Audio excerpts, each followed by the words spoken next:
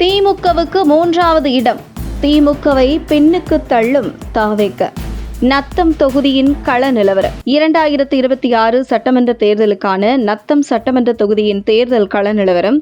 வாக்குப்பதிவுக்கு முன்பே இவர்தான் உறுதியாக வெற்றி பெறப் போகிறார் என்பதை மிக எளிதாக கணிக்கும் வகையில் எந்த வகையில் கடும் போட்டி இல்லாமல் சென்று கொண்டிருக்கிறது நத்தம் சட்டமன்ற தொகுதியின் கள நிலவரம்.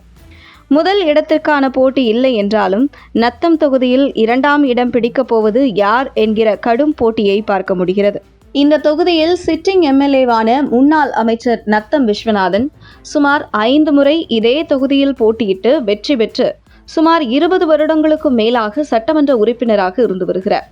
அதாவது நத்தம் தொகுதியில் இரட்டை இலை சின்னத்தில் 5 முறை போட்டியிட்ட நத்தம் விஸ்வநாதன் தோல்வியடைந்தார் என்ற பேச்சுக்கே அவரது அகராதியில் இல்லை என்று சொல்லும் அளவுக்கு நத்தம் தொகுதியில் இரட்டை இலை சின்னத்தில் நத்தம் விஸ்வநாதன் போட்டியிட்டால் நாமினேஷன் தாக்கல் செய்த போதே அவரது வெற்றி உறுதி செய்யப்பட்டுவிடும் என்கிறார்கள் அந்த தொகுதி மக்கள்.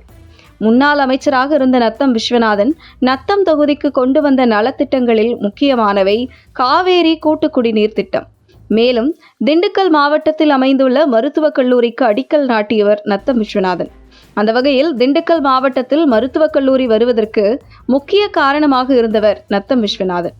மேலும் நத்தம் தொகுதியில் சாலை வசதி, குடிநீர் வசதி போன்ற மக்களின் அடிப்படை தேவைகளை அமைச்சராக இருந்தபோதும் சரி, எதிர்க்கட்சி சட்டமன்ற உறுப்பினராக இருந்தபோதும் சரி, தொடர்ந்து மக்களுக்கு தேவையான அடிப்படை வசதிகளை நத்தம் தொகுதி மக்களுக்கு எந்த ஒரு குறையும் இல்லாமல் செய்து வருவதால் தொடர்ந்து நத்தம் விஸ்வநாதனுக்கு நாங்கள் வாக்களித்து வெற்றியடைய செய்து வருகிறோம் என்கிறார்கள் அந்த தொகுதி மக்கள். குறிப்பாக வனத்துறை அனுமதியுடன் நத்தம் பேருந்து நிலையம் விரிவாக்கம் செய்ய முக்கிய பங்காற்றியவர் நத்தம் விஸ்வநாதன். இந்த நிலையில் மீண்டும் 6வது முறையாக போட்டியிடும் நத்தம் விஸ்வநாதன் வெற்றியை எளிதாக்கும் வகையில் நத்தம் தொகுதிக்கு தொடர்பே இல்லாத திருச்சியிலிருந்து இறக்குமதி செய்யப்பட்டுள்ள KKS செல்வகுமார் இந்த தொகுதியில் உதயசூரியன் சின்னத்தில் போட்டியிடுகிறார்.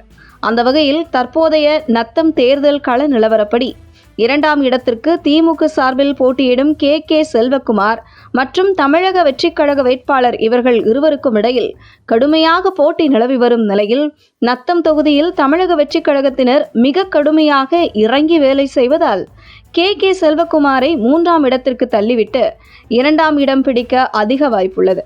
இந்த நிலையில் நத்தம் தொகுதியில் உதயசூரியன் சின்னம் 3ஆம் இடத்திற்கு தள்ளப்பட்டால் மிகப்பெரிய தலைக்குனிவை திமுகவுக்கு ஏற்படுத்தும் என்பதால் திமுகவினர் 2ஆம் இடத்தை தக்க வைக்க நத்தம் தொகுதியில் மிக கடுமையாக போராடி வருவதாகவும், அதே நேரத்தில் இந்த தொகுதிக்கு தொடர்பே இல்லாத KKS செல்வகுமாரை நம்ம தலையில் திமுக தலைமை கட்டிவிட்டதே என்கிற புலம்பலும் திமுகவினர் மத்தியில் பார்க்க முடிகிறது. மொத்தத்தில் 40 முதல் 50,000 வாக்குகள் வித்தியாசத்தில் நத்தம் விஸ்வநாதன் நத்தம் தொகுதியில் மிகப்பெரிய வெற்றியை 2026 சட்டசபை தேர்தலில் பதிவு செய்வார் என்கிறது தேர்தல் கள நிலவரம்.